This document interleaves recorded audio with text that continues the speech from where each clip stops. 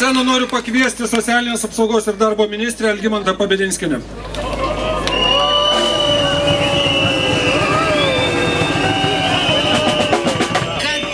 Nuostatos, kurios buvo sutartos trišalėje taryboje dėl socialinio modelio pataisų, jos tikrai pasieks Seimą. Jūs net negalite tuo abejoti, nes taip tikrai bus. Mes šiandien kalbame, ir čia buvo prieš mane labai gražiai kalbėjęs žmogus, iš tiesų išsakė labai daug gerų minčių, kad kurkime, kovokime už save. Žinot, mums nereikia kovoti, mums reikia iš tiesų vienytis, mums reikia pirmiausia vieniems kitus išgirsti.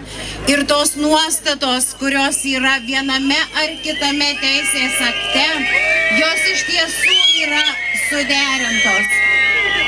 Jeigu jūs nenorite išklausyti ir jums nereikia mano patikinimo, tada aš džiaugiuosi, kad jūs pasirinkote vieną iš protesto formų, iš dialogo formų, demokratinį kelią, mitingą.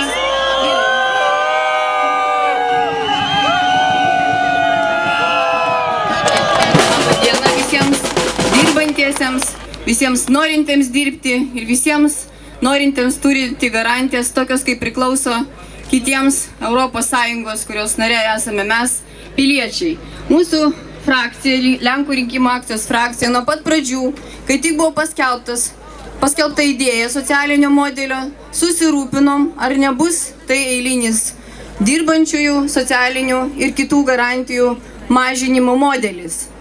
Kaip matome, taip iš tikrųjų atsitiko, bet ne tai blogiausia. Blogiausia vis dėlto tai, kad neatsižvelgia į profsąjungų siūlymą aptarti visus rūpimus darbuotojams klausimus trišalėje taryboje.